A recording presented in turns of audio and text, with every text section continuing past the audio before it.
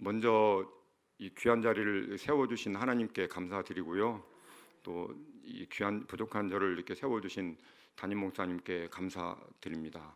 나흘간 일정을 제가 말씀드리겠습니다. 첫날은 부산 경남 지역을 이렇게 둘러보고요.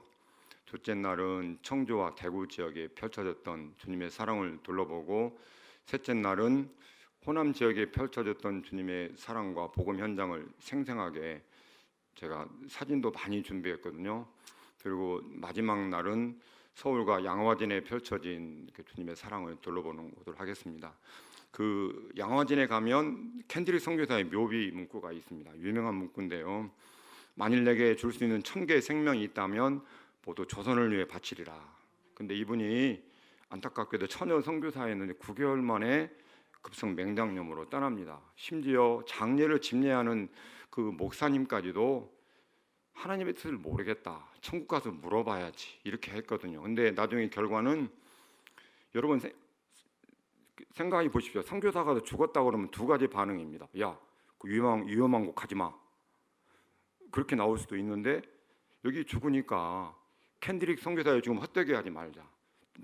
많은 선교사들이 헌신하고 이 캔드릭 선교사 때문에 많은 선교 자금이 모입니다. 제가 이 부분에 은혜 받았습니다. 죽었으니까 위험하니까. 예를 들면 조광호 목사님이 필리핀 갔는데 죽을 고비를 넘기고 왔다. 그럼 어떻게 할 거예요? 가지 마십시오. 또 다른 선교사 후보들은 이 필리핀 가지 말아야지. 이게 인지상정 아닙니까? 그런데 죽으면 그 사람의 죽음을 헛되게 하지 말자 해가지고 많은 젊은이들이 한국으로 옵니다. 이건 전적으로 하나님 아버지께서 보내셨다는 것밖에 더 설명드릴 말씀이 없습니다. 지금부터 부산 경남 지역을 섬긴 선교사와 선교 유적지를 여행을 떠나겠습니다. 데이비스 선교사라고 붙였는데요. 아마 왜 제가 이렇게 제목을 붙였는가 조금 보면 아실 겁니다. 내일부터 명당 자리는 TV가 잘 나오는 자리가 명당 자리거든요.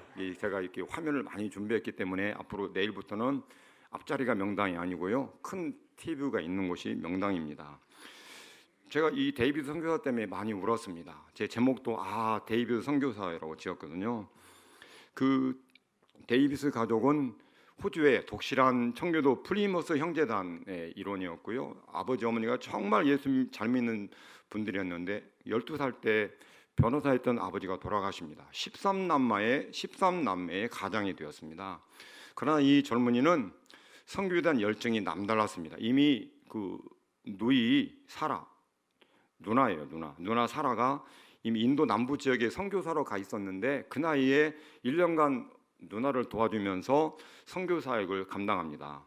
그리고 콜필드 문법학교를 세워서 7년 동안 교장으로 자기 돈으로 학교를 세우고 아이들에게 복음을 전했습니다. 그 지금 그림이 제가 오늘 이렇게 어렵게 구했거든요. 제가 이 사진을 구하는 것도 하나님의 인도하심이었습니다. 이게 지금 제가 수업 다 마치고 급히 찾아가지고 넣은 건데요. 콜필드 문법학교 이렇게 가운데 앉은 분이 지금 교장 선생님이 여기 데이비드 선교사인데 이 지원과 찍은 건데요. 7년간 한국에 오기 전에 복음을 전했습니다.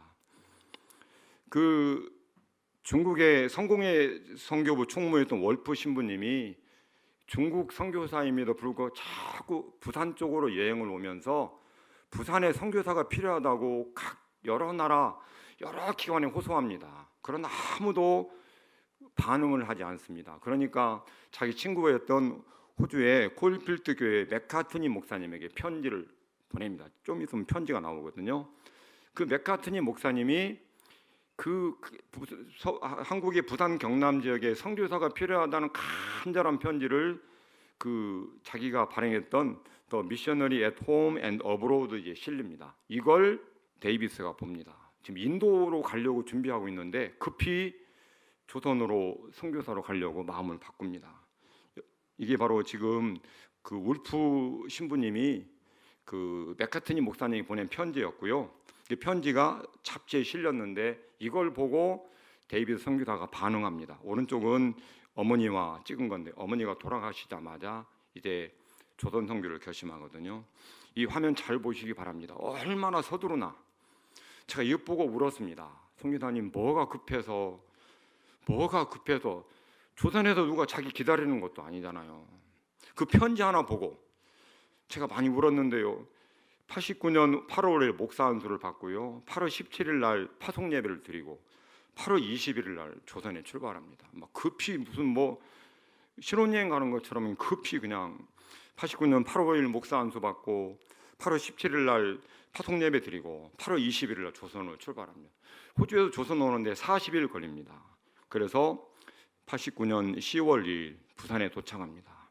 이날이 호주 선교부의 부산 선교를 여는 아침이라고 하고 지금도 부산 경남 지역의 거기 교회에서 10월 1일 기념일로 기립니다. 이 데이비드 선교사가 부산에 첫 발을 디딘 이 날을 부산 선교 경남 부산 지역 선교의 날로 지금도 연합해서 기념 예배를 드리거든요. 데이비스는 부산을 출발해서 백길로 인천을 거쳐 10월 5일 서울에 도착해서 언더우드와 함께 교류를 합니다. 이 데이비스 선교사가 고전에 능통했어요. 그래서 그 재능을 아깝게 여긴 언더우드가 당신 다른 데 가지 말고 나와 함께 성경 번역하자. 성경 번역이 귀하니까. 그러나 이분은 지금 부산을 염두에 두고 있기 때문에 거절하고 무려 20일에 걸쳐 서울에서 부산까지 도보 여행을 떠납니다. 그 조선에 도착해서 5개월 동안 한국어 공부를 익힌 다음에 적응 교육을 마치고 적급한 선교지 물색과 조선이라는 나라를 알기 위해서 3월 14일 날 500km에 달하는 도보 탑사행을 떠납니다.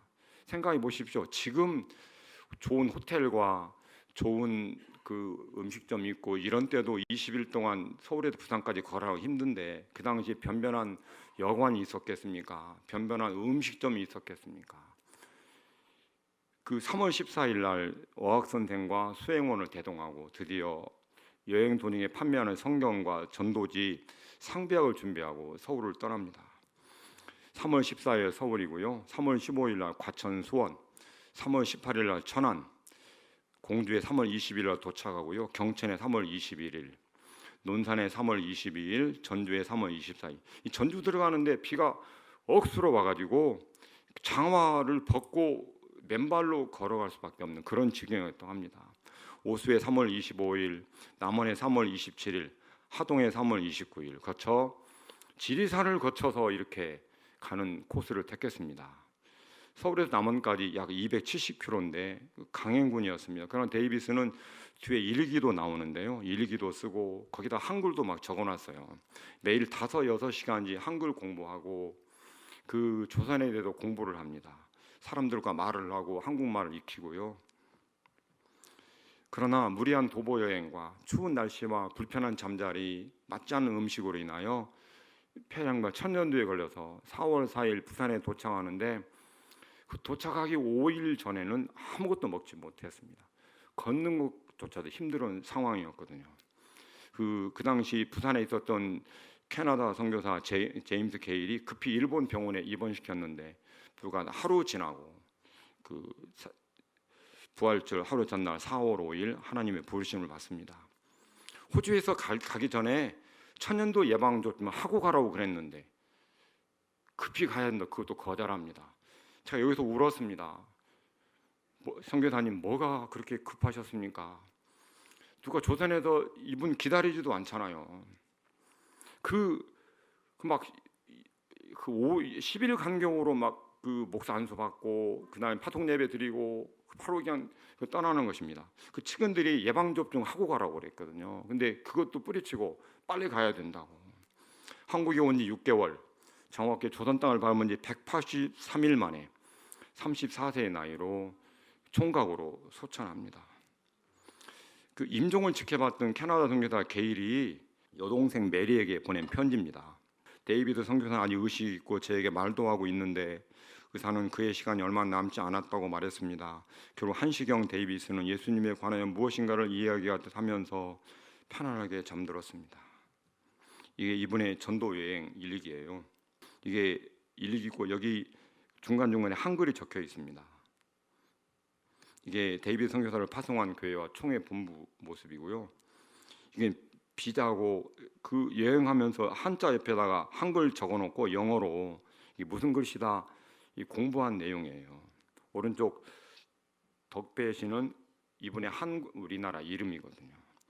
얼마나 영어로 적어가면서 한글도 적고 이 한글에 빨리 그 당시 이제 한자를 많이 썼기 때문에 공부하려고 열심히 노력한 이렇게 측면입니다. 이게 우리나라 호주에서 발행한 통행증이거든요. 이건 그 데이비드 선교사가 죽은 20년 만 1910년 그 제수 씨와 조카가 부산 복병산에 묻혀 있는 데이비드 선교사 앞에서 찍은 사진입니다. 평생 마음에 새긴 선교의 꿈을 펼쳐보지도 못하고 죽음으로써 선교지에 씨앗 하나 덩그러니 심고 떠났습니다. 그의 묘비명입니다. 우리 같이 한번 읽겠습니다. 묘비명 빨간 것이요. 시작. 사는 것이 그리스도니 죽는 것도 유익함이라. 제가 너무 이 말씀에 은혜 받았습니다. 이 묘비명이거든요. 사는 것이 그리스도니 죽는 것도 유익함이라. 언더우드 선교사가 내려와서 집례했는데요. 언더우드 선교사가 이렇게 평가했습니다. 열정적이고 뛰어난 재능이 있는 하나님의 거룩한 사람이었으며 한국에 온 훌륭한 선교사들 가운데 한 사람이었다라고. 데이비드 죽음은 헛되지 않았습니다. 그 죽음 소식이 알려지자 호주에 한국 선교에 불이 댕겨졌습니다.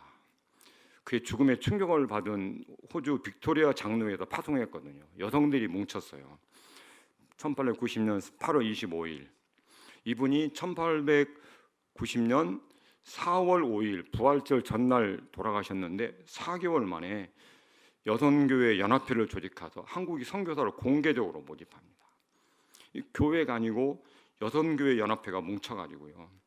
해방 이전에 78명의 선교사가 왔는데 35명을 이 경원에 파송합니다. 여러분 오해하지 마십시오. 차비 주어서 보낸 게 아니에요. 평생 가족들의 생활비, 선교비를 이 기관에서 35명을 댔습니다. 그 1890년 10월 여성교 연합회에서 탁월한 여자 선교사 3명을 파송합니다. 맨지스, 페리, 퍼셋. 뒤에 보면 사진도 나와 있는데요. 특히 여기 맨지스 선교사가 부산 경남 지역에 복음의 초석을 놓는데 어마어마하게 기여를 합니다. 그 데이비드 조카 마가렛과 제수 씨 앨리스도 이 땅에 30년 넘게 복음의 씨앗을 뿌리다가 일제에도 추방될 때까지 복음의 씨앗을 뿌렸습니다. 결혼도 하지 않은 34세 나이에 그것도 183일이라는 짧은 시간 동안 한국에서 보냈지만 한국과 같은 복음의 불모지에 자기 생명 하나 심고 떠났습니다. 하나님은 그 데이비드의 열정과 헌신, 사랑을 도구 삼아서 그 이후 126명의 호주 선교사들을 한국과 부산 경남으로 향하게 하셨습니다. 이 데이비드 선교사의 하나의 미랄이 되어서 126명의 선교사가 호주 선교사들이 한국과 부산 경남 지역으로 향하게 하셨습니다. 이분의 일기입니다. 제가 한번 읽어보겠습니다. 주님, 내가 만약 잘못된 길을 걷고 있다면 진리 가운데 나를 이끄소서. 주여 나를 불쌍히 여겨 나를 도와주소서. 믿사오니 당신은 나의 믿음이 독실치 못함을 도와주소서라고 일기 중에 적혀 있습니다. 이 사진은 120년이 지난 다음에 호주 선교사 후손들이 데이비드 선교사 묘비명 앞에서 기념사진 찍은 겁니다. 후손들도 머리가 하얗잖아요. 오른쪽 사진은 그 데이비드 선교사 모습과 누이 동생입니다. 메리 선교사 모습인데 인도 선교사거든요. 데이비드 선교사의 죽음이 하나의 미랄이 되었습니다. 그래서 128명의 호주 선교사들이 부산 경남 지역에 복음을 전했고요. 우리들이 존경하는 경남 울중은 삼남면 조용기 청년에게 폐병 걸린 청년에게 복음의 씨앗이 뿌려졌습니다. 그 조용기 목사님을 통해서 전 세계 수천만 명의 열매를 맺혔습니다. 아니요, 지금 여기 앉아 있는 저와 여러분이 어쩌면 데이비드 선교사의 열매인지도 모르겠습니다. 모르겠습니다가 아니고 우리는 조용기 목사님으로부터 복음을 들었기 때문에 데이비드 선교사의 죽음이 하나님의 미랄이 되어서 부산 경남 지역에 128명의 호주 선교사들이 파송되고 그 폐병으로 죽어가는 조용기 청년이 예수 믿고 바로 회심하여 수천만 명에게 복음을 전했고 그 증거가 저와 여러분이거든요. 데이비드 죽음은 결국 헛되지 않았습니다.